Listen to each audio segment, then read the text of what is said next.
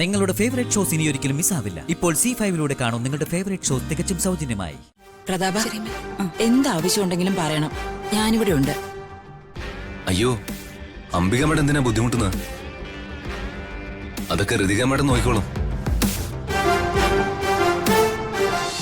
അച്ഛനും മകളും ഒന്നാവാൻ ഇനി ദീപക്ക് സമ്മതിക്കില്ലമ്മേ. മിടുക്കൻ, നീ അതിനുള്ള വഴി ആലോചിക്ക. മനസ്സിലായല്ലോ?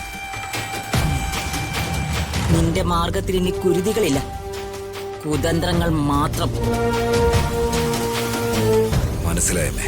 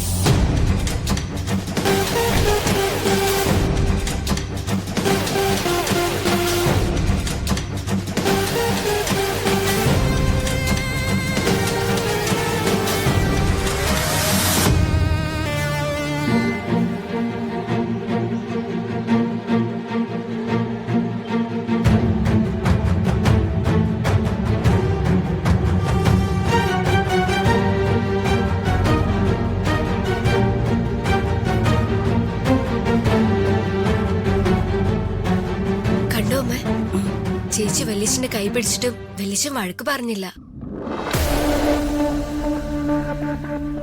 എന്താ അമ്മ ഇവിടെ നടക്കുന്നേ? രാജു, ഞാൻ പൂർണ്ണമായും ആരോഗ്യവാനായി എന്ന് ബോധ്യപ്പെട്ടതുകൊണ്ടല്ലേ ആശുപത്രിയിൽ നിന്ന് എന്നെ ഡിസ്ചാർജ് ചെയ്തത്? അതെ. അപ്പോ എനിക്ക് നടക്കാൻ പരസഹായത്തിന്റെ ആവശ്യമുണ്ടോ?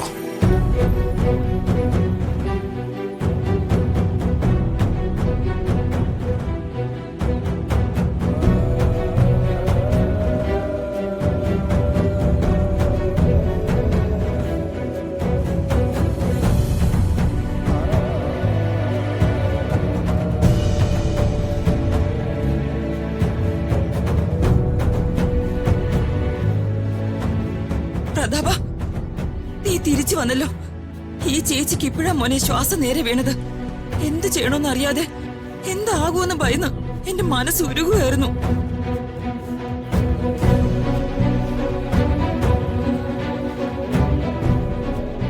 നിനക്ക് എന്തെങ്കിലും സംഭവിച്ചാ ഞാനത് എങ്ങനെ സഹിക്കും പ്രതാപ?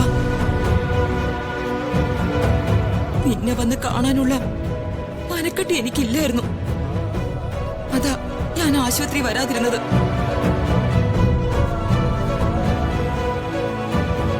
എന്റെ നേർച്ചയുടെയും പ്രാർത്ഥനയുടെയും ഒക്കെ ഫലം കണ്ടു.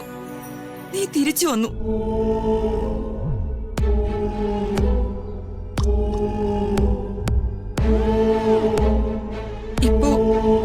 ഇപ്പൊ നിനക്ക് എങ്ങനെയുണ്ട് പ്രതാപ?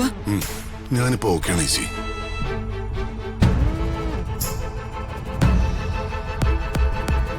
കുറച്ചു ദിവസത്തേക്ക് നീ ഇനി ആരോഗ്യം മാത്രം ശ്രദ്ധിച്ചാ മതി. ബാക്കിയൊക്കെ രാജു നോക്കിക്കോളും. ഏതു മഹാപാപിയുടെ കണ്ണ് പതിഞ്ഞതാ.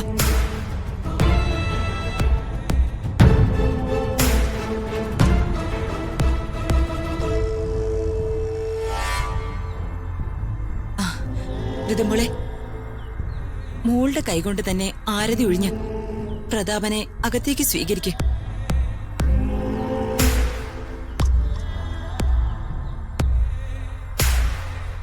എല്ലാ ദൃഷ്ടിദോഷവും മാറട്ടെ.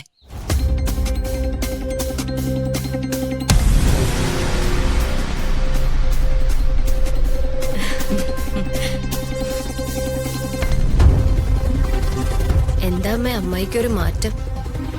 ഓന്തിനെ പോലെ സാഹചര്യങ്ങൾക്കനുസരിച്ച് നിറം മാറാനും നിന്റെ അമ്മായിക്ക് കഴിയുമെന്ന് ഇപ്പൊ മനസ്സിലായില്ലേ? മനസ്സിലായി.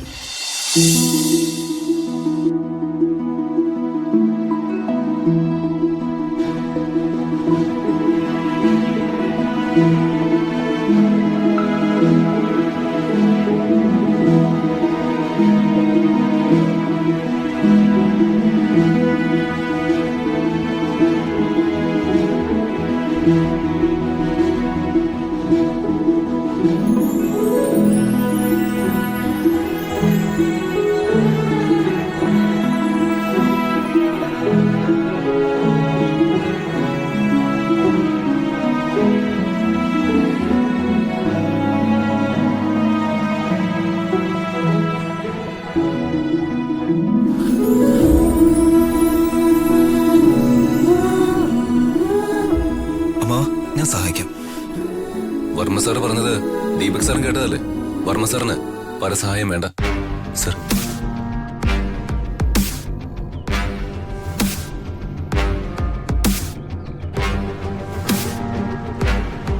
പ്രതാപേട്ട, താഴെ ഏതെങ്കിലും റൂം അറേഞ്ച് ചെയ്യണം. ഏയ് വേണ്ട അമ്മി, കുറച്ച് സ്റ്റെപ്പുകളല്ലേ ഉള്ളൂ. I can manage. പ്രതാപ, എന്താവശ്യം ഉണ്ടെങ്കിലും പറയണം, ഞാനിവിടെ ഉണ്ട്. അയ്യോ, അംബിക മേഡം എന്തിനാ ബുദ്ധിമുട്ടുന്നത്? അതൊക്കെ ഋതിക മേഡം നോക്കിക്കോളും.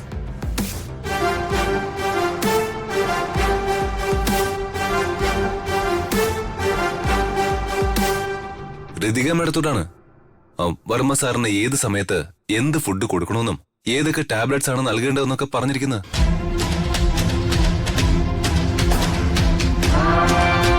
അപ്പോ ഋതിക മേഡം തന്നെ അതൊക്കെ ശ്രദ്ധിക്കുന്നതല്ലേ നല്ലത്?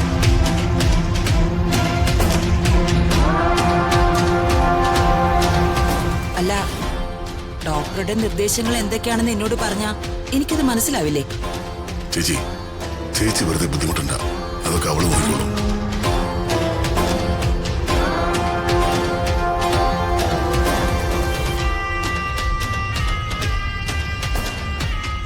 രാജു, സർ, നീ ആദ്യം വീട്ടിലേക്ക് ചെല്ലും. നിങ്ങൾ രണ്ടുപേരും ഇതുവരെ ഭക്ഷണം കഴിച്ചിട്ടില്ലെന്നും ഒരല്പം പോലും ഉറങ്ങിയിട്ടില്ലെന്ന് എനിക്ക് നന്നായിട്ടറിയാം. യാമിനി, ഇവർക്ക് ഇതിനെ കഴിക്കാൻ കൊടുക്കുക. ശരി ഏട്ടാ.